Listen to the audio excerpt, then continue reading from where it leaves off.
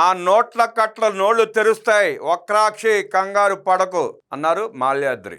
3/8/2025 ఆదివారం అవినీతి విషపత్రిక సాక్షిలో వర్దెల్లి మురళి మద్యం మాఫియా కేసిరెడ్డి కుతంత్రపు కోర్టు పిటిషన్ సమర్థిస్తూ భారీ వ్యాసం రాశారు. విషపూరిత మద్యం వల్ల వేలాది మంది పేద ప్రజల ప్రాణాలు పోగొట్టుకున్నారు.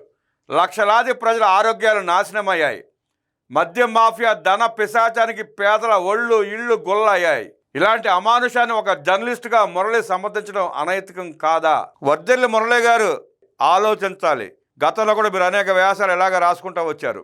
దుర్మార్గాన్ని సమర్థిస్తూ, దోపిడీని సమర్థిస్తూ, ప్రజల ప్రాణాలు తీసిన వ్యక్తిని కూడా సమర్థిస్తూ మీరు వ్యాసాలు రాయటం మీకు సమంజసం కాదు. మీరు సీనియర్ జర్నలిస్ట్, మీకు ఒక గౌరవం ఉంది సమాజంలో, మీరు కూడా అలా రాస్తే ఎలా అంటున్నారు ప్రజలు. ఇలాంటి అమానుషాన్ని ఒక జర్నలిస్ట్గా మురళి సమర్థించడం అనైతికం కాదా? పైగా ఆ వ్యాసంలో ఏపీ వినాశాన్ని కోరుకుంటున్న కేసీఆర్ ముఠా వాదనలను సమర్థించడం ఆంధ్ర రాష్ట్ర ద్రోహం కాదా? కోర్టు అనుమతి లేకుండా 11 కోట్ల రూపాయల నగదును బ్యాంకులో డిపాజిట్ చేయడం ద్వారా సిట్ మోసపూరితంగా వ్యవహరించిందని మురళి రాయడం నిజాన్ని తలక్రిందులు చేయడమే అవుతుంది. కోర్టు ఆదేశాల మేరకే తూచా తప్పకుండా 1/8/2025న స్టేట్ బ్యాంక్ మాచవరం బ్రాంచ్లో నగదు జమ చేసి వీడియో కూడా తీశామని prosecution joint director Rajendra Prasad 4/1/2025న కోర్టులో జడ్జికి విన్నవించడమైంది. 11 కోట్ల రూపాయలు ఏదైనా తారుమారు చేయదలుచుకుంటే 30/6/2025న జప్తు సమయంలో సిట్ ఎందుకు వీడియోలు తీస్తుంది? ఆ మాత్రం మీకు అర్థం కావడం లేదా? ఆ మాత్రం మీకు తెలియడం లేదా? తారుమారు చేయాల్సిన అవసరం సిట్కి ఎందుకు ఉంటుంది? తప్పుడు రాతలు రాస్తున్న మీ మీద కూడా విచారణ జరపాల్సిన అవసరం ఉందని ప్రజలు కోరుకుంటున్నారు. 1/7/2025న కోర్టు ఆదేశానుసారం తూచా తప్పకుండా ఎందుకు వీడియోలు తీస్తుంది? నగదు బ్యాంక్ నోట్లలో కలిసిపోయిన వీడియోలలో నోట్ల కట్ల వివరాలు ఉంటాయి కనుక ఏ సమస్య రాదు. నగదు సీజ్ చేసినప్పుడు ఆ సీరియల్ నెంబర్లు, నోట్ల వివరాలు అన్నీ పొందుపరుస్తుంది సిట్. ఏ దర్యాప్తు సంస్థ అయినా నగదు సీజ్ చేసినప్పుడు దాని వివరాలు పొందుపరుస్తుంది. ఆ మాత్రం మీకు తెలియదా మురళి గారు? తెలిసి కూడా ప్రజల దృష్టి మళ్లించడానికి కట్టు కథలు కాకమ్మ కథలు ఎందుకు రాస్తున్నారు? లేని సమస్యను ఉన్నట్లుగా చిత్రీకరించి కేసిరెడ్డి మరియు జగన్ ముఠా 11 కోట్ల రూపాయల నోట్ల జప్తుపై ప్రజాగ్రహాన్ని తగ్గించుకునేందుకు కుతంత్రపు వాదనలు చేస్తోంది. మద్యం కుంభకోణంపై సిట్ డజన్ల కొలది ప్రాథమిక సాక్ష్యాధారాలు సేకరించి ఉన్నది. జగన్ ముఠా ఎన్ని కుతంత్రాలు చేసినా వీటి నుండి తప్పించుకోవడం అసాధ్యం. వివేకానంద రెడ్డిని హత్య చేయించి గుండుపోటుని సాక్షుల ప్రసారాలు చేశారు. హత్య నిర్ధారణ కావడంతో వెంటనే ప్లేటు ఫిరాయించి నారాసుర రక్త చరిత్రను సాక్షులు అబద్ధపు రాతలు రాశారు. సిగ్గాశరమా అలాంటి బోర్డు రాశారు వాళ్ళు. ఆ సాక్షి వక్రాక్షుల్లో ప్రతిదీ అబద్ధమే, ప్రతి వార్త అబద్ధమే. నిజం ఉంటే గుండె పగిలి చచ్చిపోతారన్న శాపం ఉన్నట్టుంది వాళ్ళకి. అందుకే ఒక్క నిజం కూడా రాయరు సాక్షిలో. ఆ వక్రాక్షులు అన్నీ ఒక్కరపు రాతలే. ఇది అబద్ధమని తేలిన తర్వాత డాక్టర్ సునీత తన తండ్రిని హత్య చేయించిందని దుర్మార్గంగా ప్రచారం చేశారు. హత్యలో పాల్గొన్న వారే మనసు మారి సాక్ష్యం చెబితే దానికి విలువ లేదన్నారు.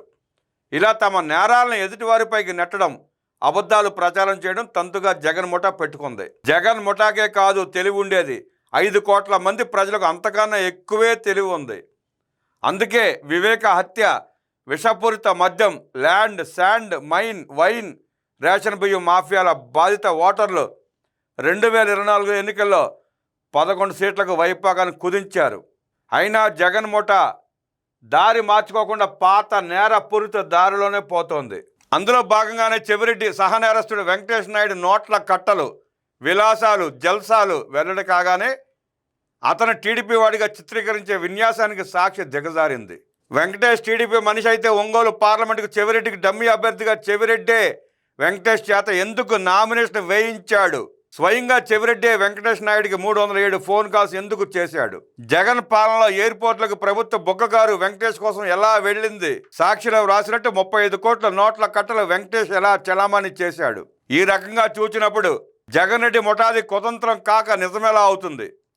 2023 మేలో 2000 నోట్లు రద్దయితే 2024లో ఎలా నోట్ల కట్టల్లో ఉంటాయనేది మరో కుతర్కపు వాదన. వెంకటేష్ నాయుడు నోట్ల కట్టల మధ్య ఉన్న వీడియో 2021 నాటిదని స్పష్టం చేయబడింది. 2020 నోట్లు చలామణిలో ఉండేవి. 2000 నోట్లు రద్దయింది 2023 మేలో. అయినా మిగిలి ఉన్న వాటిని బ్యాంకులో మార్చుకునే హక్కు ఉంది. ఈ విషయాలు తెలిసి కూడా జగన్ ముఠా ప్రజా దృష్టి మళ్లించడానికి కుతర్కానికి తెరపైకి తెచ్చింది. కొందరిని కొంతకాలం మోసం చేయవచ్చు, కానీ అందరినీ పూర్తికాలం నమ్మించిన ఎవ్వడి తరం కాదు. ఇది చరిత్ర నిరూపించిన సత్యం. జగన్ ముఠా పాపం పండింది.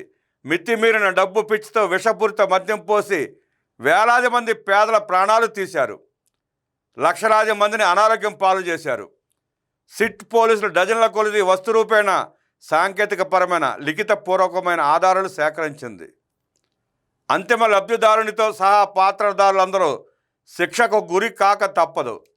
లాజిక్లు, మ్యాజిక్లు, బెదిరింపులకు ప్రజలు భయపడ్డారు. పైగా తిరగబడి నేరస్తులకు తగు పాఠం చెబుతారు. వైకాపాకు భవిష్యత్తు శూన్యం. 2029 కాదు కదా, 2034లోనూ అధికారానికి ప్రజలు వైకాపాను రానివ్వరు. జగన్ రెడ్డి ముఠా రెచ్చగొట్టే మాటలు నమ్మి అరాచకంగా ప్రవర్తిస్తే వారి భవిష్యత్తును వారే నాశనం చేసుకుంటారు.